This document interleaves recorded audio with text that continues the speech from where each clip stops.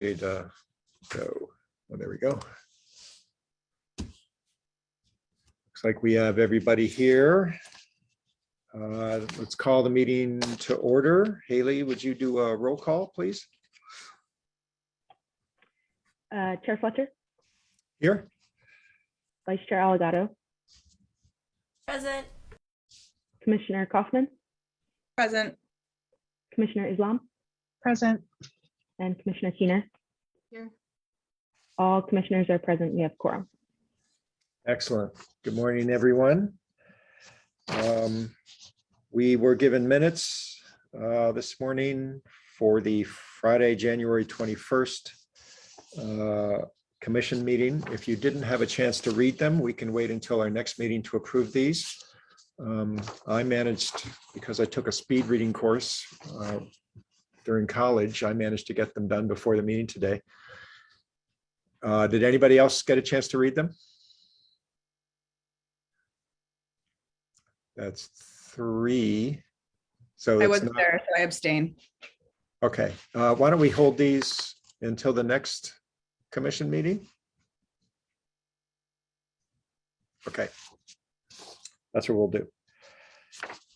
And moving on to item 4, communication from the public. We had an email from Chris Carthern of Mystery Dinner Studios, who is reporting that he is doing a science and climate change focused documentary called Concerned Global Citizens, Ecotourists. He just wanted to introduce himself and reach out to us. He is, their schedule for completing this documentary is to have it completed and to submit it to Sundance and Tribeca Film Festivals by September 27th this year. And I don't see Chris among our folks who are present today, but if anybody is interested in reaching out with him, Haley has a copy of this email and so do I. He just is inviting us to collaborate and talk and perhaps get interviewed or work with him on the development of this documentary.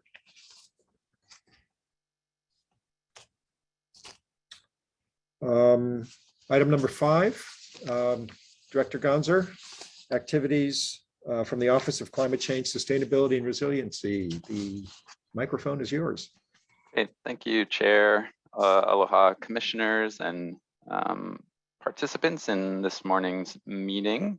A lot to catch up on since the last meeting in January. Right now at the city, just for everyone's awareness, it is a very busy time as the city's fiscal 23 operating and CIP budgets were just introduced 2 days ago.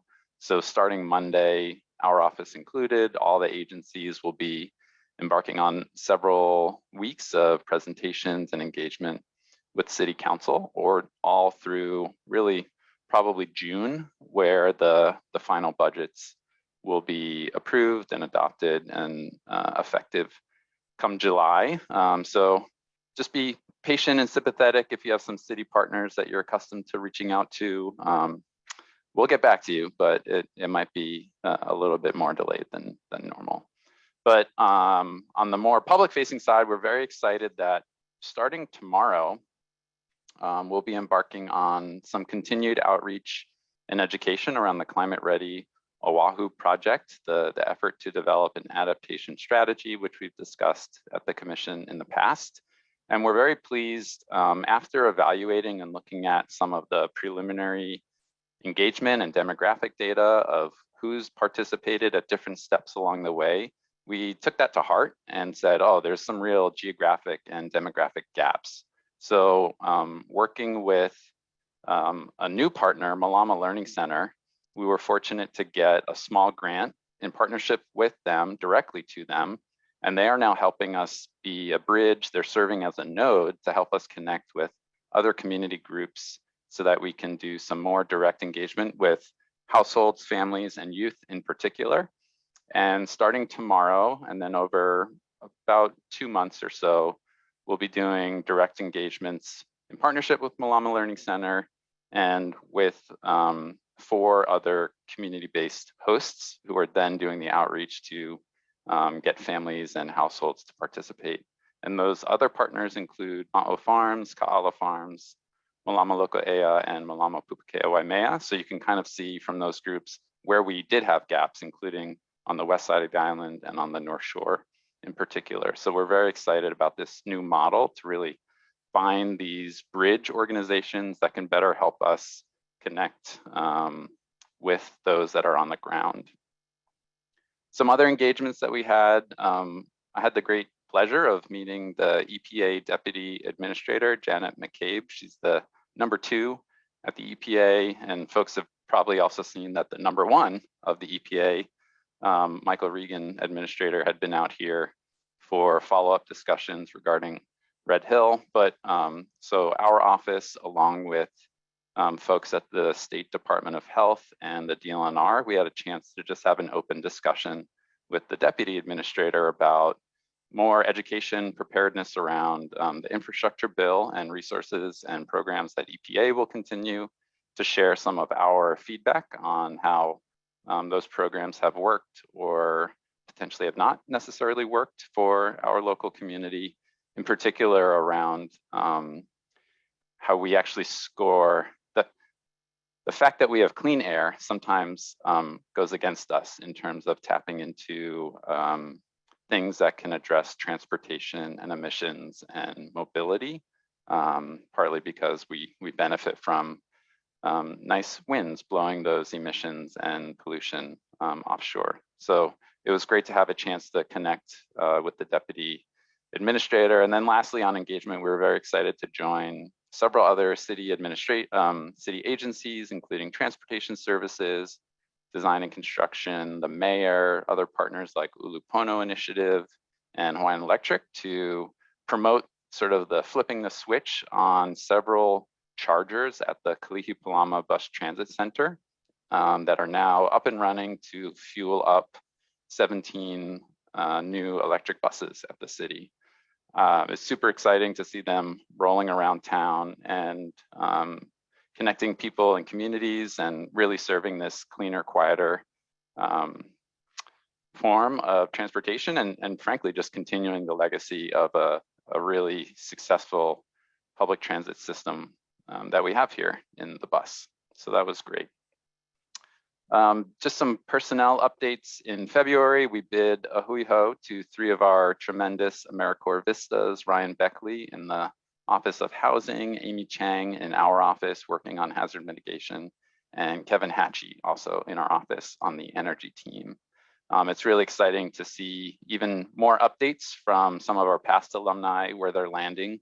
And it's really great to see this network of colleagues growing these past many years. And be on the lookout for promotion of our next round of recruitment, probably in the next 2 weeks or so, for positions that would start come May. And these are for opportunities in our office, the Office of Housing, and the Office of Economic Revitalization.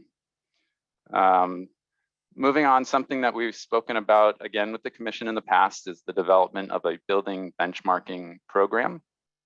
As you know, the city is already leading by example from Ordinance 20-47, where we benchmark city facilities greater than 10,000 square feet. In working with council and stakeholders, we do anticipate the introduction of a program and a policy to get us up and running to work with buildings of different sizes and different uses over a scheduled period of a couple of years so that we can start being a better partner on supporting ways to invest in facilities, ways to bring energy and cost and water savings to those facilities, businesses, and residents, and then also to drive economic activity around energy efficiency.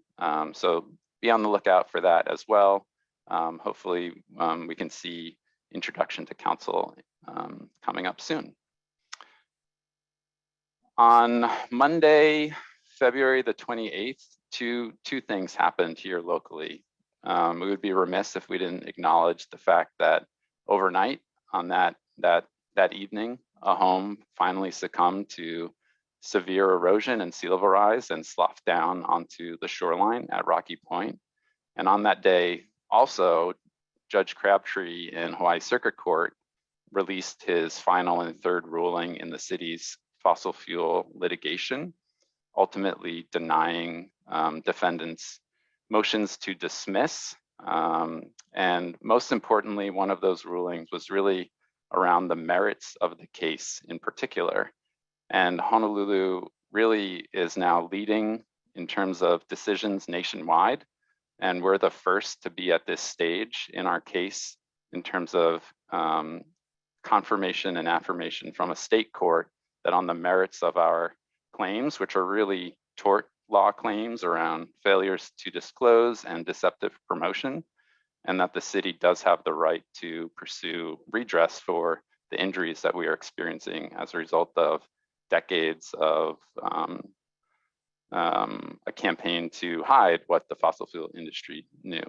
Certainly there's likely to be more appeals at this point in time.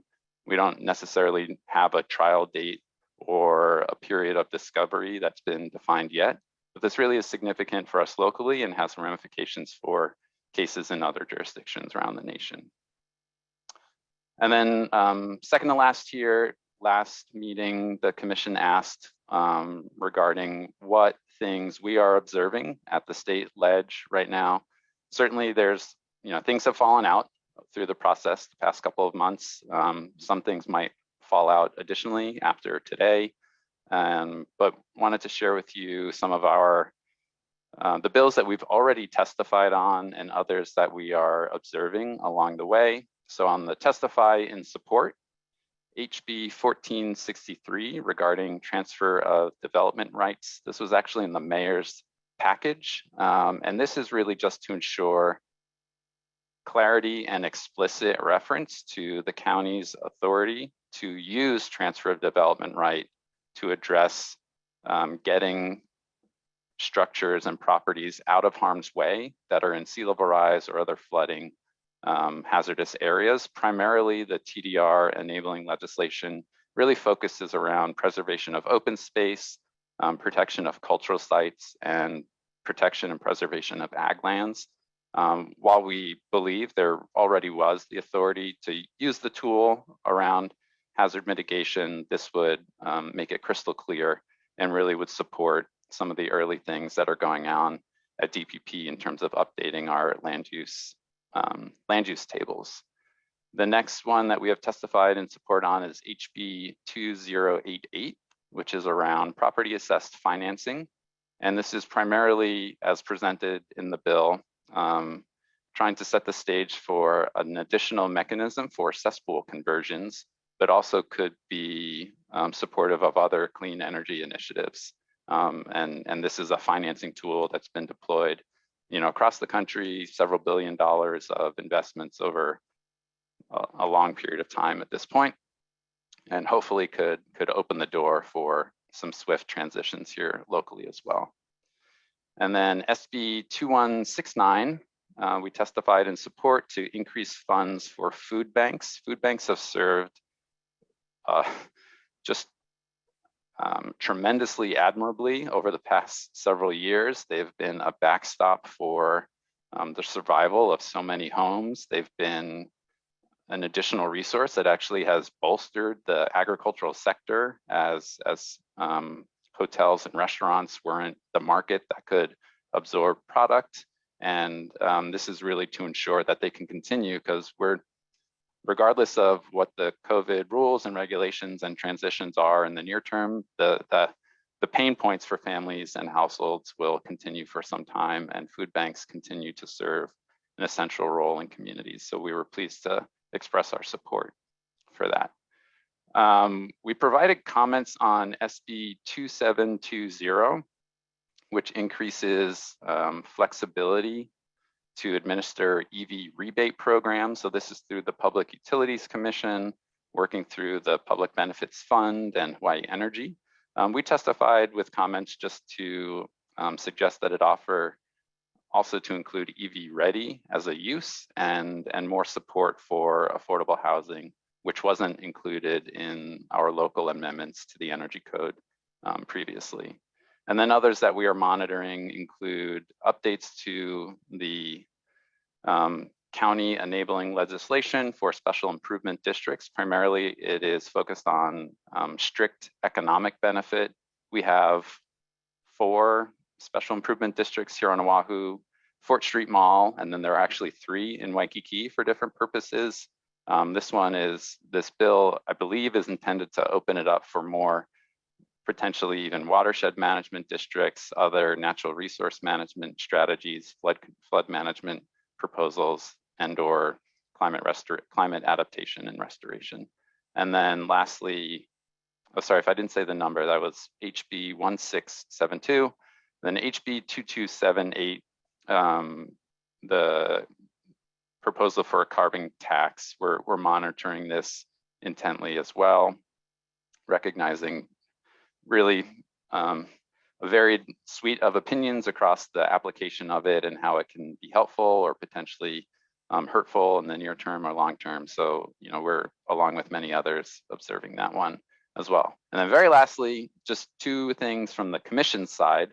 You had previously submitted testimony on City Council Bill 48 from 2021. This is regarding underground storage tanks. Can share with you that this is now Ordinance 2022-1 as the mayor signed it on March 1st, just this week. And then you had also submitted your report for periodic review. So all city boards and commissions on about a 5-year cycle need to provide their thoughts on ups, downs, recommendations for the structuring and/or authorities, or I should say, sort of charter language. You submitted that report on the 28th. I was at the Transportation, Sustainability, and Health Committee on the 1st, just this week, to provide any clarity, or should the committee have questions. They didn't take any action, and they're going to discuss it further on March the 21st at the next committee meeting. And happy to provide any updates on that after the fact as well. That was quite a bit. Happy to take any questions. Thanks, Matt. That was great. The carbon tax bill. McKenna, do you have any further input on that? Do you know, is it going to make crossover? Have you been able to submit testimony? And what I'm thinking is, I guess it's late, but maybe the commission wants to submit some testimony on that, since we have a guidance paper we've issued. The guidance paper is quite different than the bill going through the legislature, right? So the guidance paper for this commission was in regards to an internal shadow price of carbon versus a actual carbon tax. So they're quite distinct. I don't have an update about whether it'll make crossover. If anybody who's been following it really closely does, but we do have the 2 publicly available studies. One on the economic and greenhouse gas impacts, which is on the Hawaii State Energy Office's website that people can look at, as well as on additional considerations for revenue use and administration of a carbon tax, which is on the State Tax Review Commission's website, along with their suggested suggestions and report. Does anybody know if, I think today is crossover, isn't it? Does anybody know if the bill's going to make it?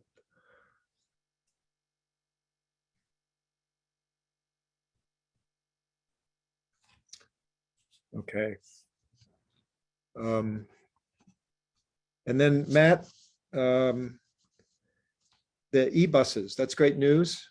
So we have a total of 13 now, or was that 13 new ones? And then my question is, other than in the urban core, are there charging opportunities for them elsewhere on the island, or do they always have to come back to the urban core to charge up? And then also, what's their range? I believe it's 17 that we currently have and that have gone through sort of the trial testing and actually have plates on them so they can, be on the road and operating.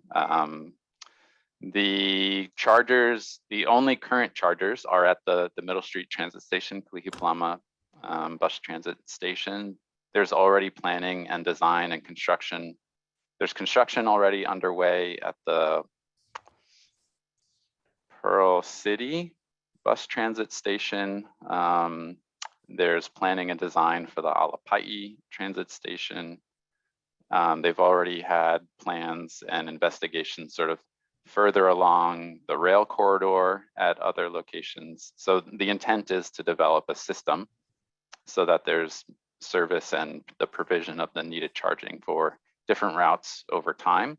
I believe, I'm trying to remember the actual press conference, but I believe the range was, it's been more than, oh gosh, don't quote me. They've been pleased with performance and the range, and that the charging itself is only a couple of hours after they've nearly depleted. So they're doing all the testing to think about what the ultimate system needs to be for the different connections and routes. All right, thank you. Really stumbled through that one, yeah. And you actually froze right at the moment where you said what the range is, and then said, "Don't quote you." So I didn't hear. I didn't say anything. So. Oh, okay. Questions, commissioners? Rosie, any questions? Yes, thanks Matt for providing that update from, I think I had requested that information last time, and it's great to see how active OCCSR is in kind of tracking the legislation. I had a question with regards to HB 1672, which is the update to the Special Improvement District. So I just wanted to clarify, the idea is that, you know, this would potentially open up, it would be like maybe state funding for this kind of improvement to be utilized for the purpose of climate adaptation. Is that kind of the thinking around that? And that typically it has been primarily economics. Yeah, I'd have to go back to the bill, but I think it's really, it is enabling legislation for the counties to develop special improvement districts for purposes as defined by the legislation, which primarily or currently really is for economic development or economic support. So example being, you know, Fort Street Mall or Waikiki, they're able to collect and provide additional services beyond what the city is able to provide in terms of waste management, street cleaning, tree pruning, etc. The Waikiki Beach Special Improvement District Association, similarly, they collect and they're able to more readily partner with the state DLNR on coastal management activities, practices, etc. So I think it's really about opening up the definition as to why you can create a special improvement district.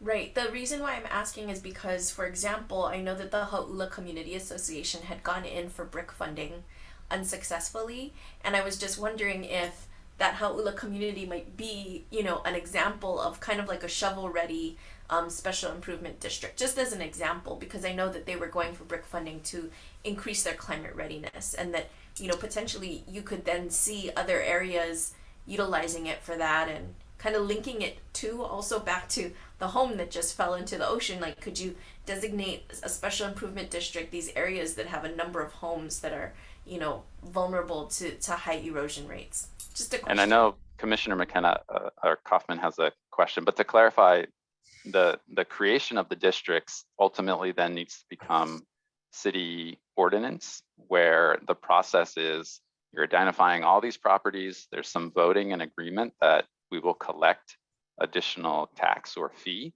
so that it develops the resources needed to address whatever the purpose is defined upon. So, you know, I'm not sure the direct application for something like the Hau'ula group and the idea around a resilience hub. You do need to ultimately identify and delineate boundaries that additional assessments are collected from, again, for a purpose. So that's a really in-depth community discussion. Thank you. Yeah, just wanted to get some understanding of the potential for where that could go. Mm-hmm. Commissioner Islam? Matt, thank you for a great summary on all the work that your office is doing. I just wanted to ask a question. I really like the updates on the bills. We have been following particularly the one on the Coastal Special District at AIA Legislative Action Group, because it's an interesting, I think, mechanism to try and sort of finance this sort of climate adaptation work. I think our concern is the equity lens and the piece to that, right? And how does that actually get applied? Because most of the communities that we know that are affected by sea level rise, what have you, are not necessarily the ones that have the greatest sort of economic growth. But a question to council work. You're going to be launching the benchmarking bill or introducing that. Should we as a commission look to support that in any way? Do you feel that would be helpful? That's a question and a discussion for the commissioners. Yeah. I think it's more of, do you think it would be helpful for us to maybe look at some of the early language to that, or maybe help sort of galvanize some support from the broader community? I don't know if you've gained anything from the stakeholder meetings that you've been doing so far. But the question, I think the easiest answer to that is just like we would encourage the commission to review the introduction and the language in the bill, and then decide how the commission would like to respond to the proposal. The action itself is both in the city's resilience strategy and in the climate action plan for the whole participants' awareness at this point. Yeah, but otherwise, this update was great. So keep up the good work. Dr. Keener? No questions or comments? Dr. Great Kaufman? update.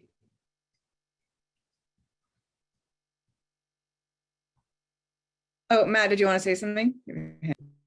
Yeah, maybe just a last thought and really like an ask maybe back to the commission at this point. So myself and what seemed like a couple hundred people tuned into the University of Hawaii's Hawaii Climate Data Portal presentation just yesterday, and there's been great promo in the newspaper as well. Certainly it's something I need to like go back to and play around with a little bit myself. Certainly feel challenged after I believe Ryan said my 7-year-old could do it, so anyone can do it. I'll take them up on that challenge. But it would be great, I think, if we, through you all, in thinking through the products that you've already produced, or if there's next steps or like the how-tos around any of those things, if there are elements that are applicable through the data portal, we would appreciate as end users of both the guidance and the data, any additional thoughts you may have on that you could relay and maybe invite participants at a future meeting. You know, I mentioned to Ryan a couple months ago that you guys had heat mapping data from that exercise that you did. And I don't know if he reached out to you or if that made it onto the portal, but that would be great to have, because I know you guys have moved that along in the form of GIS layers.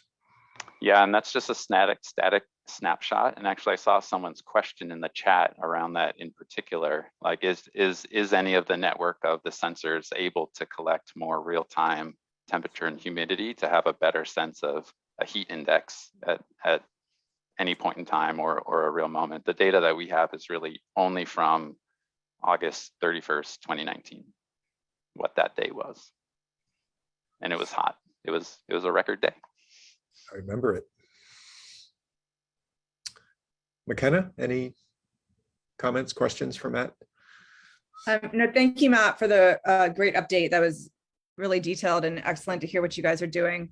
I guess just a comment in sort of response to Rosie, and also I think along the lines of Melanie's questions. You know, I know that the improvement districts are really enabling, but I think there's still a lot of questions, at least in my mind, about how that would work in terms of expanding the examples of Waikiki and 4th Street Mall, right, are very clear in terms of their tax purposes and their tax benefits. And I think when you start expanding that into natural resource management, where that benefit many, right, things in the public trust in particular, it becomes a lot more of question about how that will impact sort of patterns of development and people and sort of this equity question, right? So anyways, I think I have to give that more thought, but that's something. And I'm wondering just if you have any response there. And my second question is, I know that with the house that went in at Rocky Point,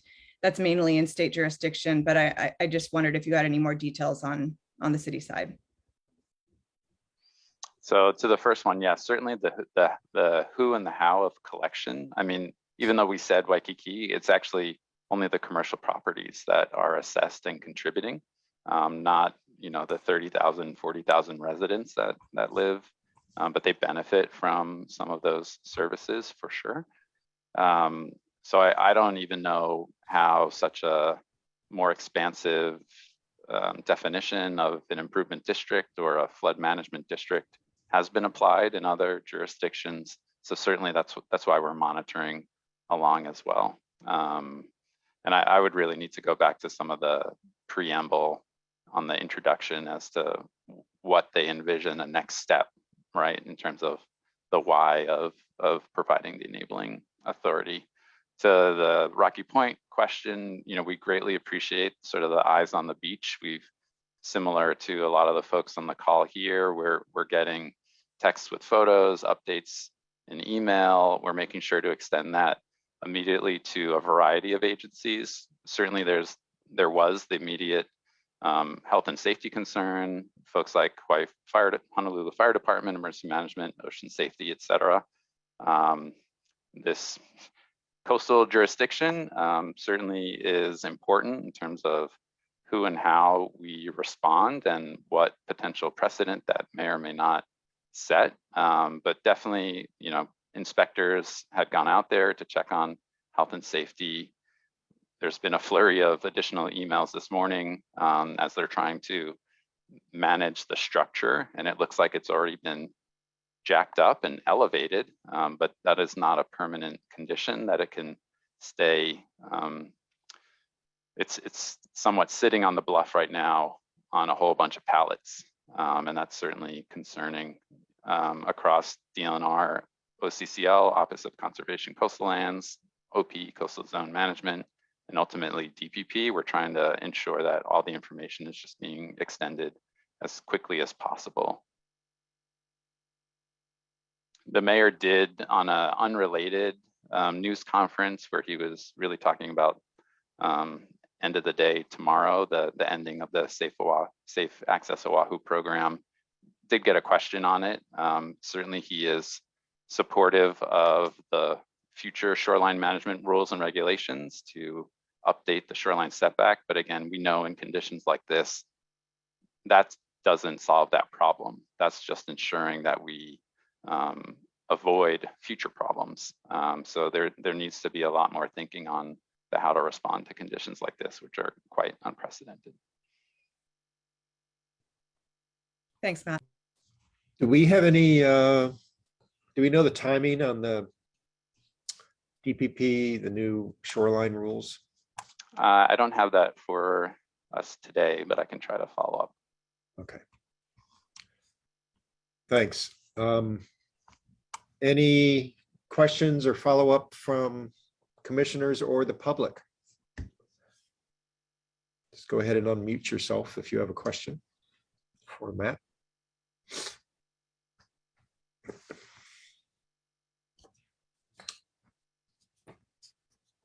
Okay, I don't see any hands up. Nancy. Hi, aloha, everyone. Aloha. I was just in a long webinar earlier this morning about the APA, so the American Planning Association Sustainable Communities Division has an initiative they're sponsoring, which is called Planning 2050. And so I was hoping, you know, McKenna and of course anyone else that's interested would check this out because it's really systems based. And the reason I mentioned it is because it's GIS based, and the gentleman, he's actually Peruvian planner now, did a correlation between highways and urban heat islands. And so it's amazing methodology. It's fantastic. It's very rigorous. And so if anybody's interested, I can send you guys a link to to this initiative. It's www.planningcommitment.org, and I can paste that in the chat. And they're going to be launching this at APA's National Planning Conference in San Diego in at the end of April. So you know, folks might be interested. Matt might be interested too. So mahalo. Thanks, Nancy. Moving on for joining us, Kainoa, thank you for joining us. Yeah, mahalo nui kalamai. All our chickens are going off today in the valley. So a privilege to be here. Mahalo nui for the invitation. I wish I had like some slides to go over. We're in the midst of midterms, so it's been a quite hectic time. And I tried to get some of the other commissioners, but you know, others have high school, some have like me midterms. So we're kind of juggling everything. But so far, I guess I'll just do like a little update first in regards to some of the stuff the commission has, some stances we have taken in regards to preparing for, you know, a very climatic change in our future. So just recently at this past meeting, we meet like every third Tuesday of the month. And one of our commissioners pushed for more research into biofuels utilizing algae, especially with the amount of invasive algae that there is in Hawaii. So of course, asking the state and Department of Energy to also kind of look into that. We've also taken stances previously calling for more regenerative forms of agriculture to be pursued by the city because we do need food. That's going to be a huge concern in the future, especially with, I know we're talking about like the oil companies earlier, but you know, it's going to be a struggle too, because when there's a lot of low resources, they're not going to want to utilize it to send boats to these islands at some point. Hopefully they upgrade the shipping fleet by then. And then we've also recognized one of the huge issues we're pushing that is more so a sustainability issue, of course, is like the Red Hill fuel tanks. So involved in a lot of meetings about that. Because we also recognized at our last meeting, sorry to kind of like go around in this net, but in our last meeting, we did have to recognize land, air, and water as sources of life. We're getting a lot of interesting feedback from some people in the city about our stances and to kind of, you know, leave it at comments for certain things. But then we're like, we just go push a resolution to say we can protect all of it. So now you can't tell us what to say and how to say it. But it really comes down to that is recognizing the law. That's what our kupuna call it, right? The law of recognizing the need to protect the land, the air, the water, and then the last thing being the spiritual respect for everybody's own beliefs. So yeah, those are some things that we've worked on in the past. There's some discussions going on about really where we're gonna go with the future. Some of the routes we're gonna take there. There was some discussion about like really the emergency aspect. Worried about, is our community ready for future issues that are gonna come really with climate change and so much more? Because we passed another one recently, regarding requesting more emergency shelters, because I think it was Ko'olauloa and Waialua district. So really District 3, where there was a lot of issues where there wasn't enough shelters and it was really hard to get people to access them, especially because, you know, the floods were going, roads were being blocked. And these are, you know, precedents to, those are going to happen more frequently if nothing changes. So there's a lot of concern. And even to like looking at the Red Hill issue, like to me, climate change is just exactly like that. Like we need to start taking certain phase steps now rather than waiting till we have to react to it. And that's the issue with Red Hill. They should have phased out those tanks. In reality, now we're in sort of that predicament looking at places like Kamehameha Highway. We should be considering phases to really move that highway more mauka. And also taking steps to really bring in kupuna. So there are some kupuna we're trying to bring into the commission that have great knowledge of working with NOAA and such, because they have such deep mana'o that their kupuna have. And, you know, it really comes down to how do we look at functioning? What are the, I guess, processes we engage with? And for me, it's something a kupuna shared of malihini and kama'aina. So everyone, we're all both of those things. The Malihini are those who are not, I know some people call them foreign, but they've just been here for a short time. Lihi meaning very short, small, ma meaning at a place, in a space. And the Kama'aina being the children of the land, but those most, I guess, knowledgeable of that place. And we're all Malihini. When you're born, you're a Malihini too. You just come in new. So we come in empty. So that's why the Mo'opuna crawl to the Kupuna, hence our names. And really learning from the Kupuna, we're told, no ke kai ka ho'i ua aina. The land belongs to the sea. And here we are in the position where our mother, where all life comes from, Navahine o ke kai, is coming back home. So we have very different perspectives. For us, it's a matter of resiliency. I did write a few notes down, Kalamai. Let me just put them up in my own Keleponas. But some of the things that personally I'm looking at is, of course, our microgrids. How do we start establishing more resilient energy systems? I like how, I think it was, I can't, missing the nose. I believe it, the names. I believe it was Rosie you're bringing to like the Hau'ula Community Association. I remember Hau'ula also having that resilience model village where they're working with the TCOM facility that I believe I talked to Director Gunser about, where they're doing thermal conversion of organic matter into energy, turning it into like carbon pellets to feed regenerative soil, to really feed the soil. And also turning them into fuel. So that was one thing where a lot of discussion was happening about implementing, really wanting to implement that in every moku, which was the traditional land districts of each island, because that can also utilize byproducts like ulu, mass agroforestry. So how do we move cohesively and in a holistic setting, even with our solutions? So this can help support farmers because we have so many byproducts. Over here, sorry, let me just peep all of this. We have our food forest here in the back. We operate on the ratio of 1 to 10. For every person, you should be prepared to feed 10 people. These are the models of our kupuna that also inform us of resiliency structures that really we lack today, and hopefully we can revitalize to bring back. So taking energy steps that utilize all those byproducts, and we're really hoping more people start growing food.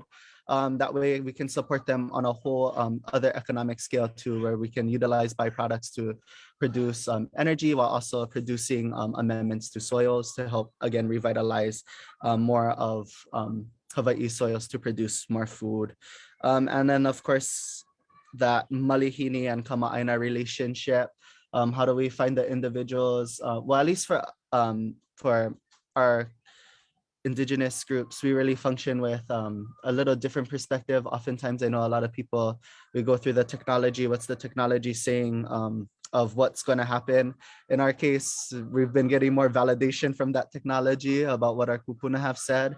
So how do us Malihini find those kama'aina, and what are their perspectives on what we should be doing to prepare in times where we have had individuals who almost, we call them the seers, right? Those who can kaula, who can see into the future, that have already kind of told us about rising sea levels in the past, such as like Kahuna Kau Pulu Pulu, and then others today who still carry that knowledge. And some of those people are in the Ahamoku systems too, I believe, which are the state systems for under DLNR. And then also functioning, I know coming up, maybe we'll have a resolution within a month or two regarding asking more changes with the HTA, the Hawaii Tourism Authority. I think it's time they operate in a function of aloha, and aloha's reciprocity too. So you only take what you give. I wish in a magical world we could just tell them, like, for every drop of water you take, you got to go plant koa trees or ulu trees, and support all that water going back into our aquifer, as well as the amount of food. So figuring out like a sort of quality mark assurance system similar to Aotearoa, where we can mark them at the quality of life they're leaving us kama'aina with, which includes everybody who lives here in Hawaii and is becoming more ma'a to it. How do we start developing these processes that really start to regenerate? I know everybody talks about circular economies, so in a function sort of like that. So really just taking into all of these things into consideration of wanting to move towards a whole new way of how do we, I guess, ultimately what our commission is practicing is surviving today while trying to still test out and practice developing the future of tomorrow, because tomorrow's going to look entirely different. What are the structures that will switch up? Oh, I seen a chat real quick. For the mo'olelo. Oh, that's nokekai ka ho'i wa aina. So I'll type it in the chat too after. But that comes from the story of Kaupulupulu, who was the last kahuna nui of the island of Oahu. He says that in a reminder for his son to jump into the sea to kind of get away from these certain issues they're having with one of the ali'i. But many took it as a prophecy that because shortly after he passed, from the sea came Kahikili's forces who took over Oahu. Then shortly after it was revisited when Kamehameha came, and then revisited again when more foreign interests came over from the sea to impact our islands. And then now we're in a position where it's literally happening, where the land is actually returning to the sea. So back again to the question of revisiting those more mo'olelos, as a lot of stories say pili ka'ao, meaning the story sprinkles on, it's told so forth and it will continue. So a lot of stories that inform us about our climatic realities and adjusting our practices to address them. But yeah, going back to what I was saying earlier, really just the commission, we're trying to practice and living today, living the struggles of today, while also trying to already develop those systems that we function under tomorrow. I think you guys already know this. We're kind of learning this. There's a lot of issues with the mechanics of how the state and the city operate. You know how machines go, you put in inputs and then the output is something entirely different from what you intended. So how do we how do we change the machine where what we input is also with the intention of aloha and the outcome becomes aloha as well? These ideas of reciprocity, circular systems, and just restoration, love, reverence, and respect for those who, for all of us, but also all those who don't have the voices, who don't have voice. One of our kupuna, Kumu Ramsey Tam, he shared once about the Kanoho Pani Haka Haka. And I try to recognize that in every meeting that I can, not only on the commission, but in other settings, which is the chair that is empty, that is never truly empty, because it's filled with all those who came before you, so you must honor them. It also is present in that chair, all those who will come after, and who are we accountable to? To a judge, to some Senate committee? No, we're accountable to our children's children in that setting. And also in that seat are the Napo'ila'o, the trees, the Napo'e Manu, the birds, all those who are voiceless that deserve voice because they're family too in our perspectives. So really identifying different ways of governing ourselves and holding ourselves accountable in developing those new systems to really change, hopefully change the machine and change the outcomes that better our islands, but also still looking into all of those different holistic approaches that need to be taken. So yeah, that's a little update on my part and then a long tangent. Any questions? I hope that was good. Mahalo, Kainoa. That was wonderful. You speak so articulately, and your mixture of culture and the depth of knowledge of climate change details is just fantastic to hear. I'm really so impressed. And there's so many questions I have. I mean, I'll just put out two. One is, how do we scale up this approach? Because I think as I agree with the picture you paint, that Hawaii is going to grow, need to grow more self-reliant in the future, and that supply chain disruptions are going to continue and grow worse, not just from climate change, but from other global crises. And in my mind, the strongest number one thing we need to do as a community is stitch ourselves back together. And it's a resilient community that is going to be able to withstand the shocks and stresses, you know, that are going to be coming more and more frequently. And your whole narrative speaks to that. How do we scale that up? My second question is a little more detailed. How do we move shoreline communities away without it being in the framework of dispossession and land theft? So you could probably give us, a whole afternoon on both those questions, but some immediate thoughts. I'd love to hear them from you. Yeah, I know those questions, even us, even more of our seasoned people in politics have a hard time addressing. And I'm kind of the new kid on the block. So it's a hard one to answer. I guess for the first question of scaling things up, I feel like we get caught stuck talking to the choir at times, even for us youth who get involved. We need to find different ways to really cultivate more individuals that really want to get involved, where it becomes one of the things our commission has been discussing ever since like our first start was there's only 15 of us on this commission. 15 people and that's only 15 voices, 15 perspectives.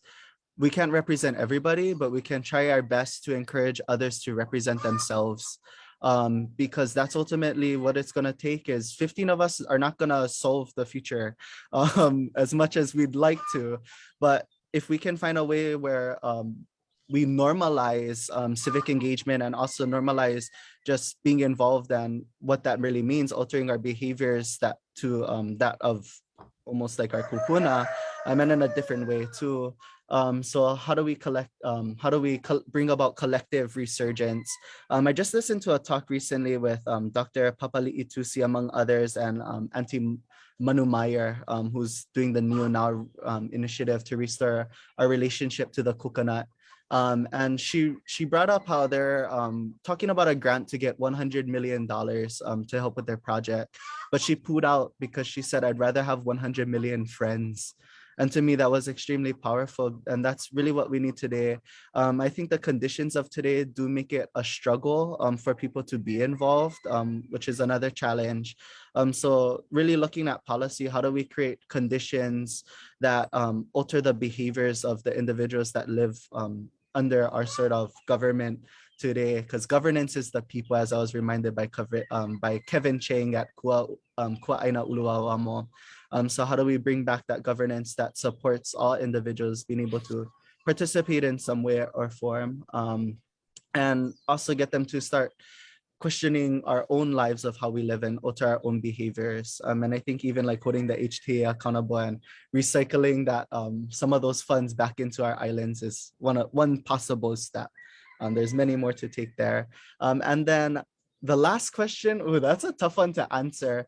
I know I can't say I have a solution. I do know, I remember the federal government, I can't remember what they're calling it at the time. I can't remember the initiative off the top of my head, but they're looking at setting aside funds to actually start purchasing coastal properties in order to help landowners get more inland properties, which Hawaii is a struggle. On the continent, that might be able to kind of hold a little bit, but in our islands, you know how land use, how valuable property is and expensive it is. That's like over probably $1 billion in itself.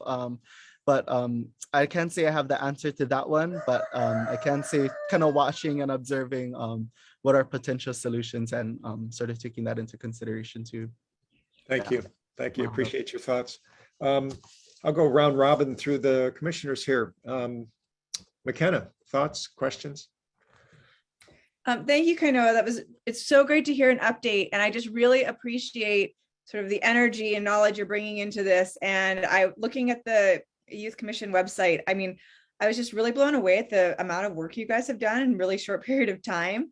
And I just wanted to ask, of the resolutions that you guys have put forward, do you have a sense that anything is moving forward from them, that you're shaping conversation and dialogue? Is there an example you can give of one or two of them, or ways that you want to move them forward? Maybe what are next steps? Yeah, so that's one of the things we're kind of having an interesting, it depends on who, like we have a set list of, I think, politicians at the state level, as well as politicians and our city council members who really respond right away, super supportive. I'd say the council has been a great ally. We actually passed the Red Hill resolution before the leakages, I think really started kicking off in the news. So that was one where it informed Bill 48. We just had another push to properly constitute the state historic, or not state, think it was the County Historic Preservation Commission, which was made like in the 80s, which has not been properly constituted to protect places like the sacred sites that are being damaged in like Neo Valley. But now they're hopefully revisiting that now that that resolution has passed, instead of just bandaging the situation. I think in some areas there are certain topics that I don't think we have had too much controversial topics though for them to get too mad about. You know, it's hard to argue about food and water, right? And then also about, you know, overall respect for cultures, even though that can get a little tedious. But I think in strengthening our voice, it's really been a matter of course, finding the relationships, knowing who. Oftentimes, I think they find a level of respect for us if they know certain individuals. Different politicians respect different individuals on the commission very differently. So building up that pilina and also trying to uplift some of the tactics that we use. We're working with different youth organizations to really build a larger collective voice too, which we found effective.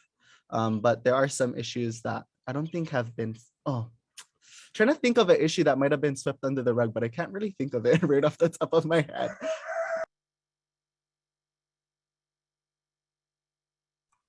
But yeah, that's kind of where we're at.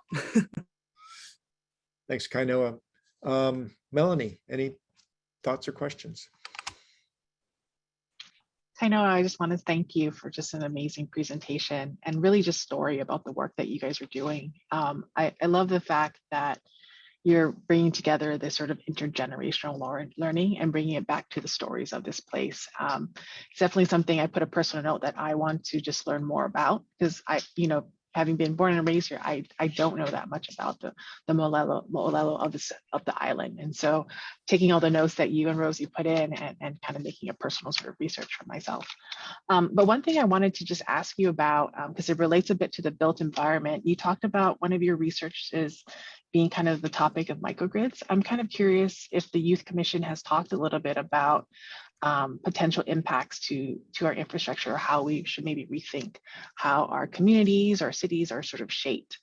So Yeah, we did have a presentation from Director Gunser, which also sparked a lot of quite some interesting dialogue and conversations. As far as microgrids go, we haven't had a depth conversation. Hopefully we can bring in somebody from HICO too, although I'm kind of curious on their feelings about it too. But I don't think we're kind of still at the shallow surface of talking about the issue. And of course it takes a while, especially because, we're OPO, we're youth. So how do we cultivate that depth into the issue? And there's so many issues that are being emailed to us lately. So trying to, of course, prioritize each one as they come. But yeah, we haven't had too much depth conversations about microgrids yet. The only reason I brought it up was because I was with this group, Heirs to Our Oceans, international group. We did some congressional meetings. Oh my God, that was quite a while ago. And that was one of the discussions they're having for indigenous tribes, finding ways to break them off the national grid, because the national grid really kind of sucks, I guess, for them when things go down. So of course, finding resiliency structures for them. And then of course, now how do we take that into the island mentality too? Thank you. Victoria. Thanks, Chip. And thanks, Kainoa. Again, that was wonderful. I echo all of the statements from all the other commissioners. So my questions and comments for you are kind of along the lines of following on McKenna's. And I also went to your website while you were talking, and I'm super impressed with the number of resolutions that you've managed to put out there and the wide range of really progressive and important topics that you're covering.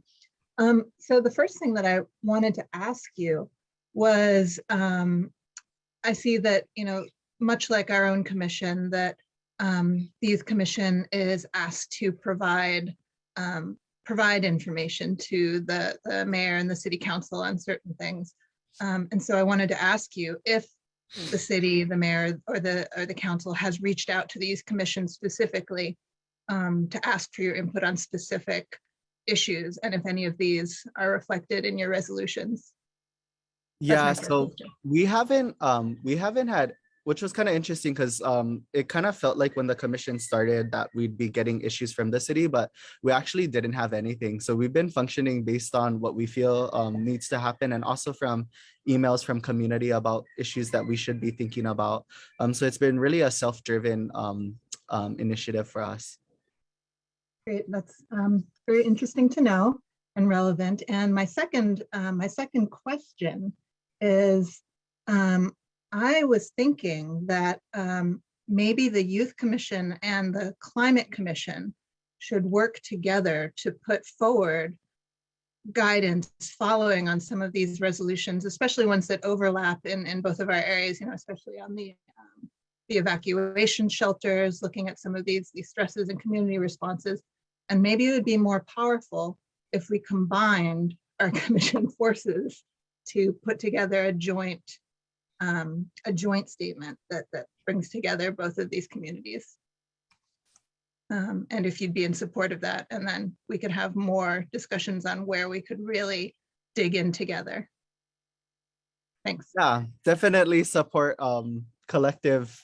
any collective action that's really for the benefit of our communities. So try our best. Of course, got to figure out the process on our end. We probably have to pass the resolution. You know how it goes. But so hard with sunshine too, but we're definitely in support. Great. Thanks, Victoria. That's a great idea. And also, Rosie. sorry, real quick, revisiting one issue that actually was one issue that came from the city, which was regarding the commercial ban in Waimanalo. That was upon request from Esther Kia'aina to look into. So that was the only issue that actually came from one of our council members. Thanks, Kainoa. Rosie. Mahalo, aloha, welcome, Kivelina, Maine. I'm just so grateful that that the Youth Commission is here today. It was a major goal of this commission to include more voices. So much of what you said really resonated to me, and one of the biggest concepts that I put in the chat was kanohopani haka haka. What is the chair that is empty? And you guys saying we only have 15, we only have 5 seats on our commission, and so we very much rely on our relationships, the pilina that we have with the community members to help us to ensure that we are drawing in those voices. And so I want to say that we very much, that's one reason why we invited you today, is because we need to hear from the youth. We need to understand what are the climate issues that are so important to you folks. And I guess what I wanted to say, building off of what Vicky suggested, is I want to offer an additional olelo no eau, which is ho'okahila o ka malihini, a stranger only for the day, and then one day as a guest, and then now you got to help with the work. So I think that's what we're throwing down, is we want to do some collaborations and collective work with you that, we'll do our, either you're a malihini to our commission, we're a malihini to your commission, but we very much do want to look into how we can do that. And I've been having some side conversations with staff, and I guess I would like to, after I finish my little spiel, I did want to put a formal request to Courtney Akol to ask, I can also email you to see if we can figure out whether or not we can get clearance to do these joint guidance documents. And I very much am interested in pursuing the microgrid question. I'm also very interested in, this commission has kind of toyed around with the idea of formally looking at the impact of tourism on, natural resources carrying capacity, and then of course climate resilience as an outfall from that. And so that might be something that those immediately kind of come to the fore. But I really wanted to thank you for coming today, because the purpose of this commission, the Climate Change Commission, was really to have scientific expertise. And I think that the selection of members was very much along the lines of Western scientific expertise, and your presence here today reminds us that Indigenous science expertise must also be brought to this table, and that reminds us that we need to be bringing those voices to come and share at regular intervals what that intergenerational knowledge around climate change has been. So just mahalo piha for coming today. Mahalo nui. You kind of remind me too of like a point Kaviko Winter once made to me. He's at the NERS National Estuarine Research Reserve site for He'eia. And he was like, oh, because I was venting to him about that too, Western science and like indigenous science. And he's like, you know what's funny? Science is science. And in the case for some of what I know, like there's some who kind of look into like the quantum believe it's like quantum physics of things, you know, and you start reading into the lines, you're like, hey, we already said that. I went to this I had this presentation from this woman. She has this scanner for people, and it actually measures like particles like stardust and stuff of how your energies are affected. And we're like, oh yeah, you know, the Kumulipo says we came from you know, all of that kind of supernova action.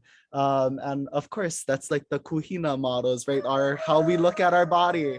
So it's very very interesting how things are finally catching up to what was said like for the past, I don't know, 20,000 years. But but yeah, mahalo nui, and mahalo nui for all of your kind words too.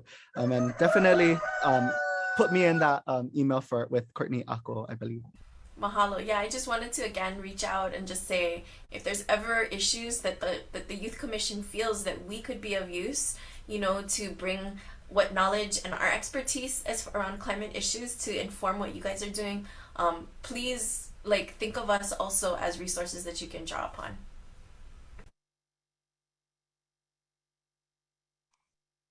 Great, thank you. Any comments from the public? This is Courtney. Could I just comment briefly?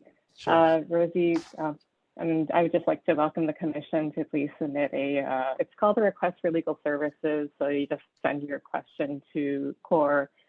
It'll be directed to me or routed to me. And I'm sure the office can help you with putting that together as well. Thanks, Courtney. All right. Well, our next speaker is not going to be able to join us until 10:20. That's about 10 to 12 minutes from now.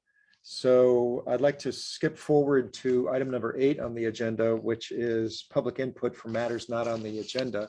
Does anybody have public input? You can just unmute or raise your hand and I'll call on you, try and spot you.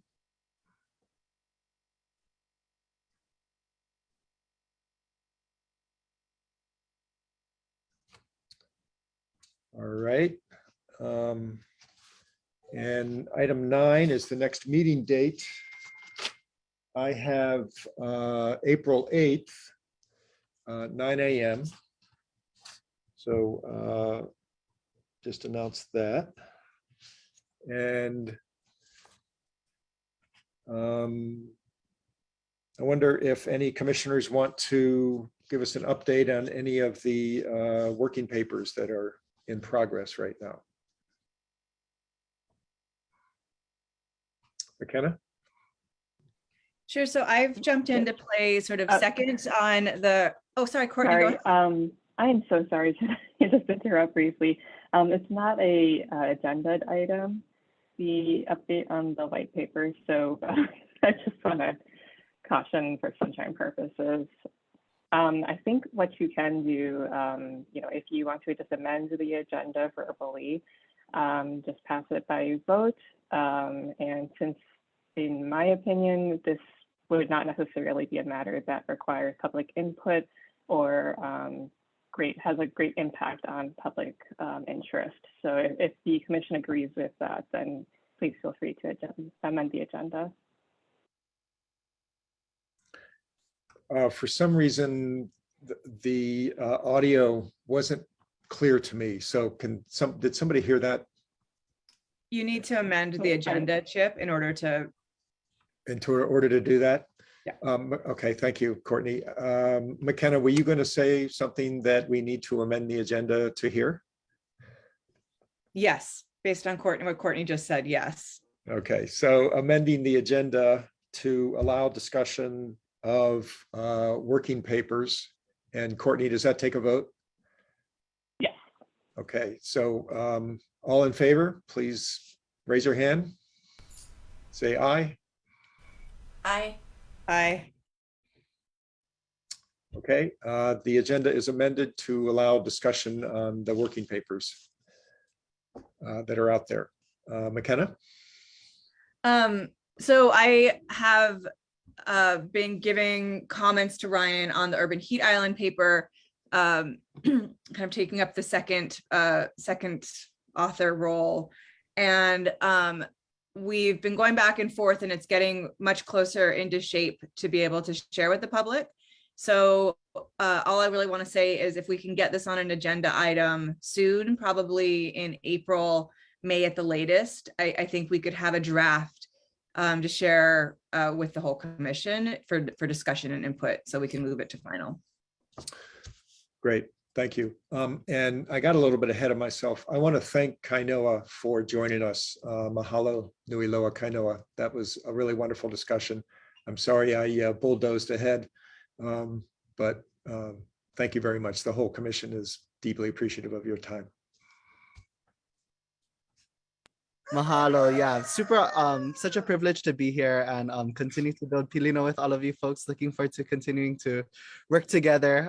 So I know we're gonna have a lot of probably excellent dialogue, you know, one of the few that I actually look forward to. So, so definitely grateful for the invitation and for all of your folks' time as well. Mahalo. Thanks, McKenna. That's great news about the heat paper. Glad to see it moving forward. Vicki. I can just give a brief update on the construction guidance document. So we've been continuing to work on updating it, and it's looking really good, coming along really nicely. We're currently in some review stage, or a review stage of a lot of the new sections that we've added. And I'm just looking at the timeline that we laid out here. Tentatively, I think we would want it for review by the Climate Commission in June, and that's after we do more stakeholder outreach. But it might be before that, I'm not sure. So we will see. Melanie, anything you wanted to add on that? No, I think that's probably an accurate statement. I think the stakeholder engagement is our critical piece before we want to bring it back to the commission. So, yeah. Great. Thank you. At one point, we were discussing a guidance document on design standards. Is there anything there, Melanie? Yes. So Brian and I have started to communicate. I think I need to sort of circle back with him and find some time to really kind of flesh out the paper, a structure to it. But I guess a question to the commission, because this would be, I think, the first time in which beginning to author a paper. What is the typical process and time frame that we like to see? Well, the time frame is always longer than we expect it to be, as we all have very demanding day jobs. But the typical process is to, typically there's a lead person, and then we're allowed to have a second person on the commission work with us. We also have Ryan, of course, so the three of you can move forward, trading drafts back and forth until you get to the point where you feel there's a draft for the rest of the commission to take a look at and comment on. At that point, somebody help me here, but I think it would be, would have to be agendized, and we would all have 1 week to read it, because that's when the agenda is announced a week in advance. So Sunshine, I think at that point starts, we would all receive it and have a week to read it. And then at the meeting 1 week later, we'd have much of the meeting, if not all the meeting, dedicated to going through the various edits and discussing our way through the paper. And ideally, that would end in a vote adopting the paper. But we could also back away from it, I suppose, and regroup, which I think we've had to do on occasion. So does that answer your question? Yeah, it does. I think a Okay. lot of it still lies in me doing sort of the base work of getting it started. Yeah. Yeah. Yeah. Okay. So any other comments or questions?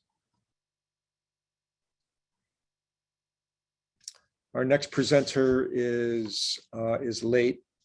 So at this point, we'll take a brief recess until 10:25. So that is 7 minutes. So we will regroup in 7 minutes. Thanks, everybody.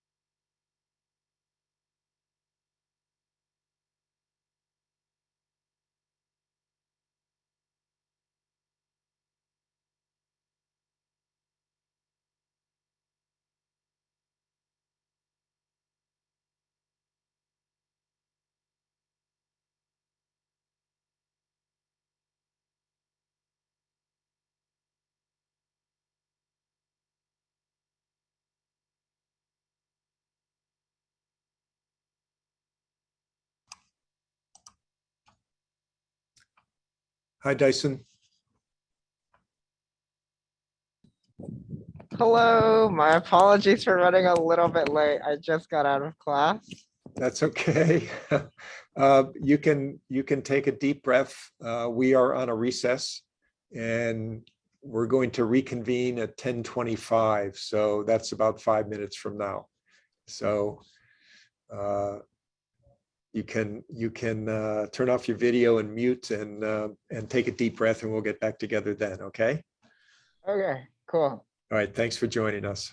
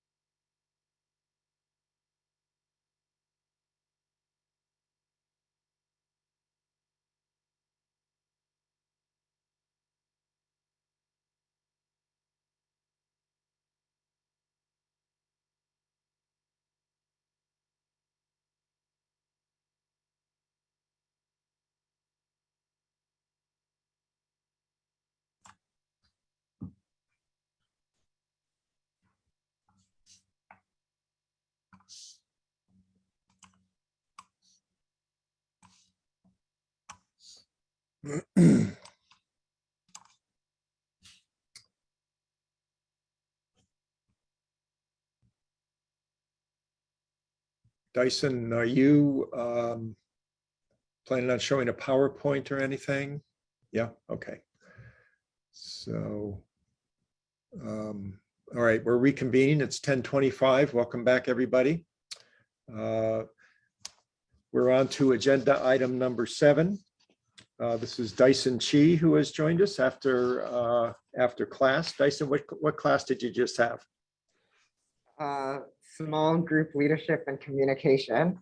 Oh, that sounds like a great class. I'd like to take that one.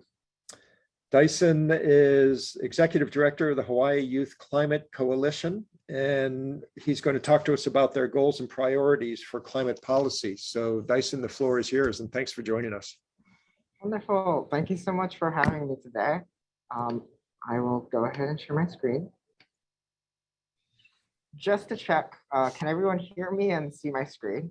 Yeah, that looks great, and we can hear you.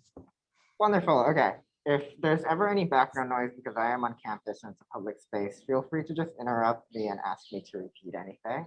Okay. Okay. So my name is Dyson.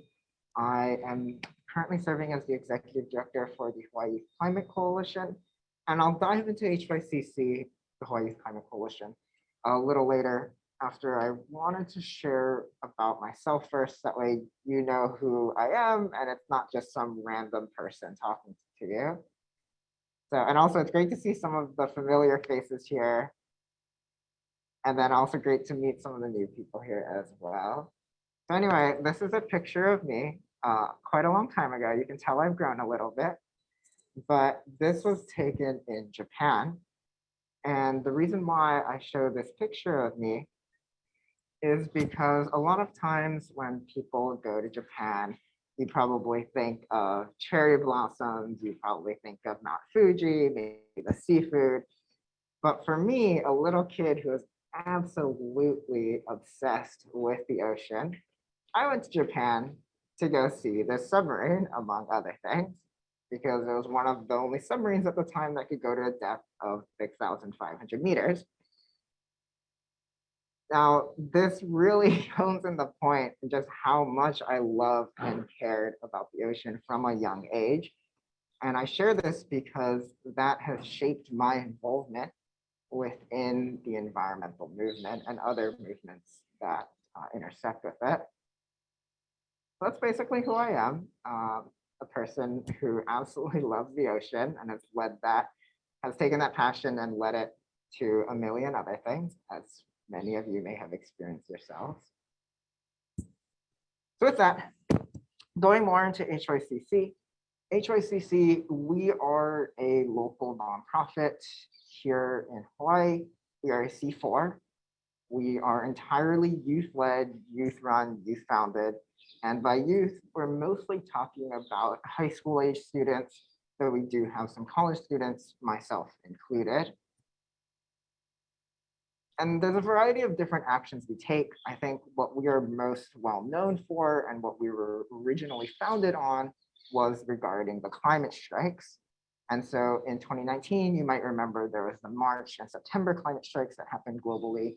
HYCC, we did most of the youth organizing at the local level for those climate strikes. And that's really where the organization, that's where it was birthed from, is the climate strikes. That was the core of who we were. We were originally called the Hawaii Youth Climate Strike to emphasize the fact that we organized climate strikes. However, with COVID, thanks COVID for ruining a lot of things, but with COVID, obviously we have not been able to hold strikes and large events recently, although there are other people who are organizing those, and huge shout out to them. And so for us, we realized that, we're not just Hawaii Youth Climate Strike. We need to rename ourselves the Hawaii Youth Coalition to indicate that we're doing more in the climate field than just organizing climate strikes. And that brings me to the next point, which is our advocacy and really our efforts around getting legislation passed. And so this picture is from a pre-COVID era. hence why no one is wearing a mask. This is from the Bill 40 hearings during, around December 2019. So Bill 40 is this disposable plastics ban that was passed by the Honolulu City Council a few years ago. And we organized heavily around that. We really did our best to generate youth turnout. And that's been one of the staples of our work, is how do we get youth involved with policy, with civics, with legislation. And one of the ways we did that is through the signature scroll. So if you look at this picture, you'll notice we're holding up a piece of paper attached to a bunch of bamboos. And that paper contains the signatures of over 1,500 youth who signed it to show their support for Bill 40. And these kinds of little actions are really what we are all about when it comes down to taking on these issues. So we are actually doing something very similar to the signature scroll for the Red Hill fuel tanks issue. And so that is one of the things that we are advocating for, is for the shutdown and removal of the Red Hill fuel tanks. And we can really get a lot of help in terms of getting connected with teachers, with students who are in the community who also care about this issue and want to have an opportunity to sign or to have a signature at their school. This is a more so advocacy portion of HYCC. And then we also organize some smaller in-person events. So not the major climate strikes that we do, but these are more so educational, networking opportunities for youth, but also we do open them to adults here and there. So that way they can either get involved if they're not involved with the movement at all, or for those who are already involved, they can build more connections, they can increase their knowledge and understanding. And so this was the Yes event. I know some of you here had a table at this event, and this has been something we've been able to more or less organize during the COVID era. And I also wanted to just point out that this is most of the directors on the team. The person who is on your right is our founder, Kavika, who is not on the director team anymore, but we photoshopped him in because he's still part of the family. So these kinds of events are really helpful in terms of getting youth to be aware of not just the movement as a whole, but also, you know, what HYCC is, what organizations, for example, OCCSR had a table there, you know, what does OCCSR do? What are they about? It's just a really educational opportunity for them. And, you know, it's really awesome when you see like your peers engaging with all these different tables, and even better when your peers with different organizations and groups have a table there, because then you have this peer-to-peer connection with young people talking to young people, which has been a little difficult for us to find until more recently, to be quite honest.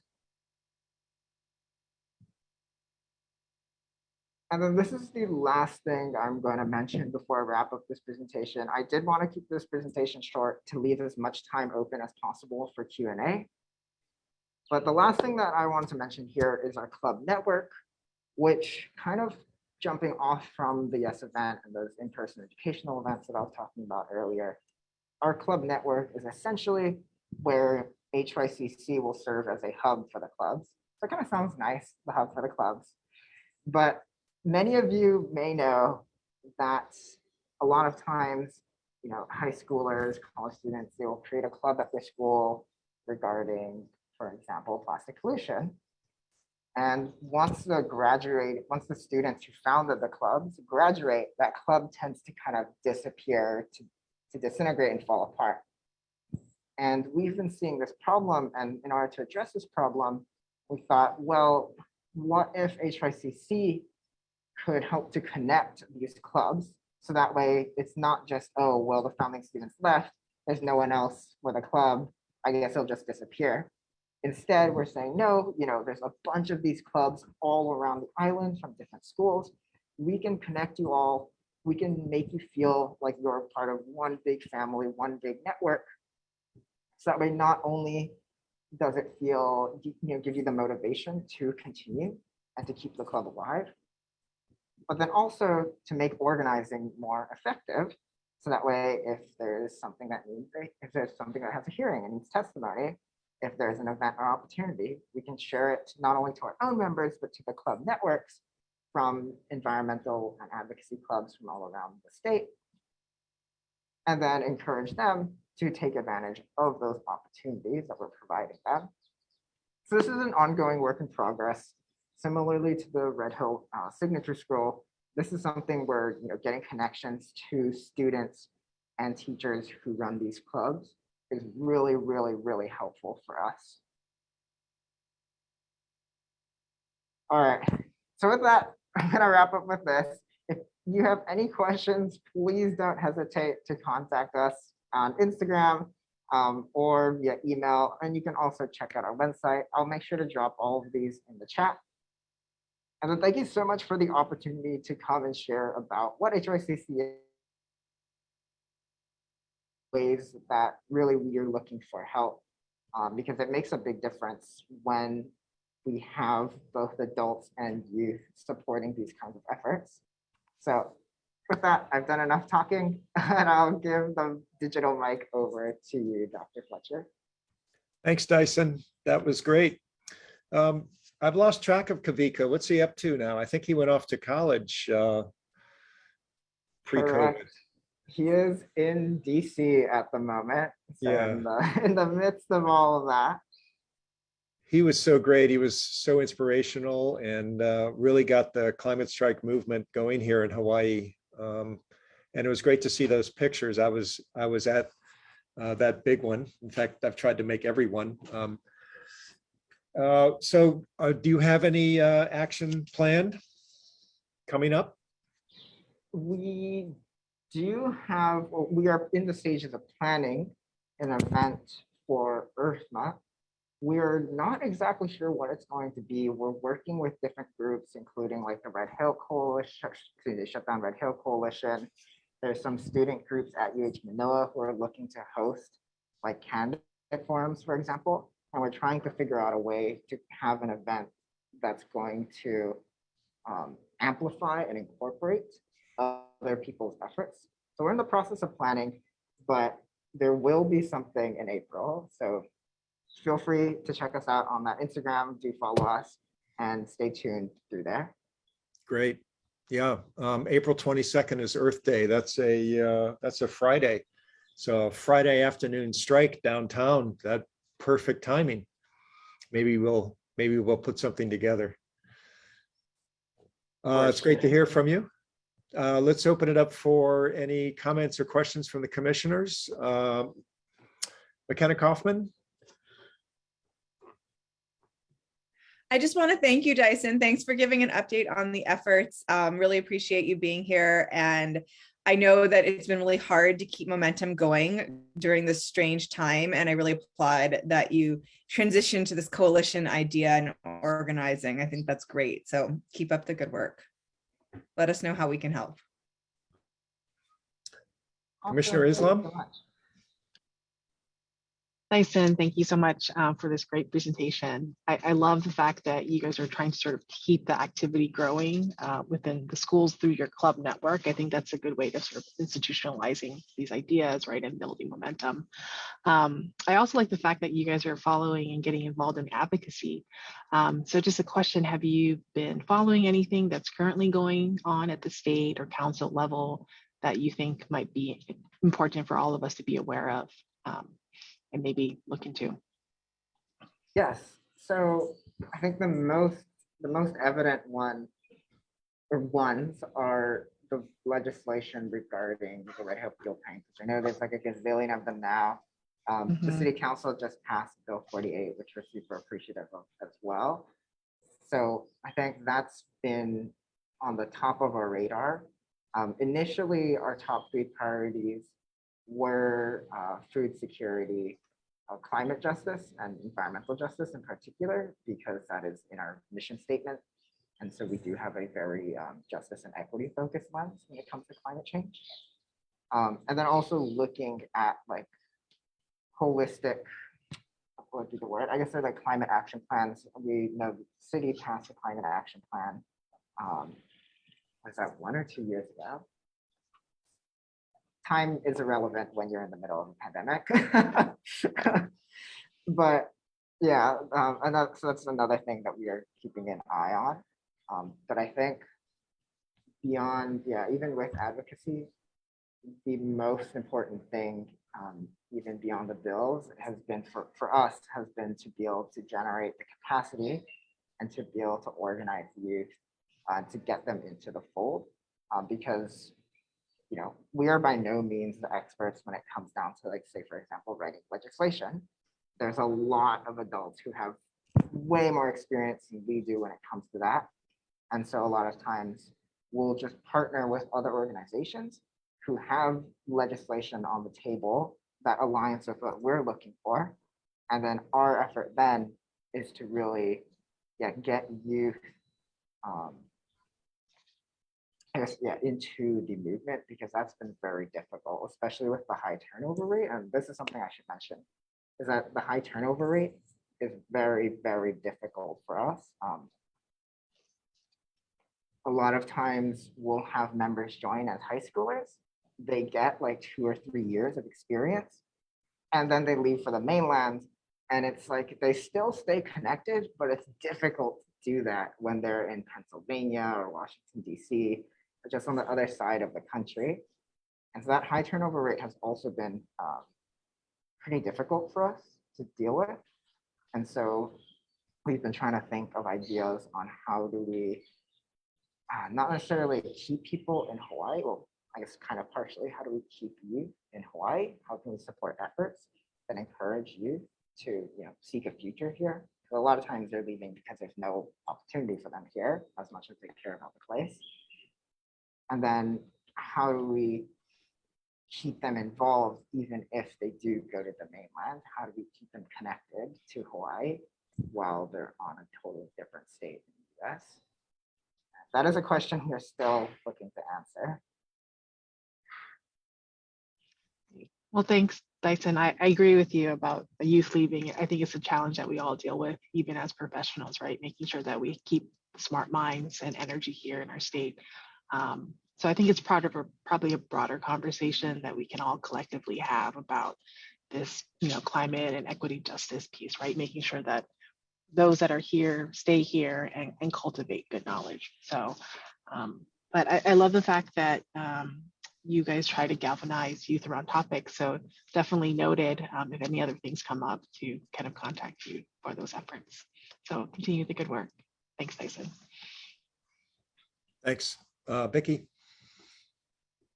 Thanks, Dyson, for that presentation. It is great to see you guys moving into the club network idea. I really like it. And I was also thinking about, you know, how to grow that network and maybe how to address some of the high turnover rate just by expanding. And I know that you guys are obviously a Hawaii-based group, but I was wondering for the club network idea, if maybe it would be worth thinking about expanding to other Pacific Island youth climate groups. So there's a lot of Pacific Island region-wide youth climate advocacy, and so, you know, bringing that into the club network could potentially give you guys a greater kind of breadth of resources and a stronger voice and a way to bring in more groups that, you know, do move around the Pacific and come in to Hawaii as well. So just an idea, but thank you so much for your time today. Thank you. That's a really creative idea. We have not thought about that. So I'll need to bring it up and think about it a little more. That's a really cool idea though. Thank you. Rosie? Yes, I just wanted to thank Dyson for coming today. And as I also brought up when Kainoa had presented, that we have really been wanting to, as a commission, increase the voices who are at the table, and we don't have a younger person at the table, but we do have the VISTA program through OCCSR. And actually, I wanted to take this opportunity as you were speaking and talking about, the turnover. I was wondering, and it's my question time, but I'm actually going to ask this question of Matt Gonzer, which is, how much are we connecting our VISTA program to these youth spaces like HYCC? Because I see this as an opportunity for us to grow our local leadership by connecting, and then it's kind of this exciting opportunity where students can participate and really be on the front lines. I have more questions, but I just wanted to ask Matt first. How much does the VISTA program interact with these youth, these clubs? Yeah, actually, that sounds like a second question and a good one too. So on the first one, sort of like a pathway, obviously timing matters for, Dyson probably wouldn't apply tomorrow for a VISTA position if he's in classes, right? So the sequencing of the opportunities can be a challenge as well. We have several times a year that we're onboarding because the positions have, they've been staggered throughout their terms of service, but certainly we try to even really learn from the UH program. They similarly, through the Office of Sustainability, have a VISTA cohort where they have for the past several years. They've, a little bit of critique to ourselves, they've done a better job at having local candidates and local VISTA members. Similarly, the state is thinking about how do we do a better job connecting. And I don't know if it is a timing thing. Certainly we want to try to navigate that as well. But on that second and last question, Rosie, more about sort of the direct engagement. Really the hope and the dream, though it's been hampered the past couple of years, is that these VISTA service members are like out in the community most of the time. Certainly they're helping to build really essential capacity and tools for us as city government to do a better job on engagement. But there hasn't been really one-on-one direct or some of the sort of brainstorming around how to leverage a network, a hub of clubs like the Youth Coalition, and keeping us connected with individuals. There's been a lot of office work, a lot of COVID response and recovery work, sort of in addition to any of the thematic areas that VISTA serve, but certainly something that we would like to increase moving forward. Mahalo. And then just back to Dyson, I just wanted to say I completely, as someone who was very active in organizing in high school, I completely empathize with the challenge of, how to continue, creating continuity and across kind of like generations of high school students, right? And but I do want to commend you and say that the youth, your ability to organize, there is a talent and there's a specific skill around organizing, and I think that HYCC definitely has demonstrated that. And as someone who is a parent to a child who is going to be in high school, I can tell you that your actions have been noticed, and that really is what brought my attention to this. And my daughter looks forward to potentially engaging with your organization in the future. So I just want to say that your efforts are so critical, so important, and really brought home, I think, for us, especially particularly in the global climate strike, how much yes, you can have all the Gretas you want, but to me, what matters is that we have people like you, that we have the Kavikas and the Dysons in Hawaii, who are really bringing attention to the issues that are very important to local Hawaii people. So I just want to mahalo you on that. Thank you, appreciate it. Thank you. Any questions from the public?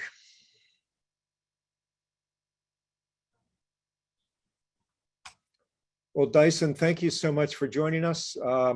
We are eager to partner with you in any way that you want to ask. I'm looking forward to your next event, and make sure you fill us in on that. You can get in contact with Matt and anybody there at the Resilience Office, the City and County of Honolulu Office of Climate Change, Resiliency, or Sustainability and Resiliency. So thanks for joining us. and good luck with class as we come up to midterms. Thank you so much. I appreciate the opportunity and also for the best wishes on the midterms. All right, well, we're up to the last agenda item. Any announcements from anybody, commissioners? Just unmute and let me know if you have any announcements. And how about the public? Oh, Melanie, go ahead. I thought I'd just share something because we have representatives from our youth coalition. It just came in from my email. Our national U.S. Green Building Council just launched some internship opportunities on advocacy policy, both at the federal, state level.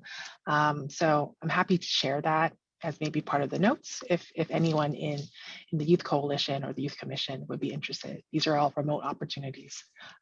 So yeah. Is there a link? You could put that in the chat if you've got a website. Yeah, I can put a link and then there's multiple postings to it. Yeah. Okay. And anybody else? Yeah, Rosie.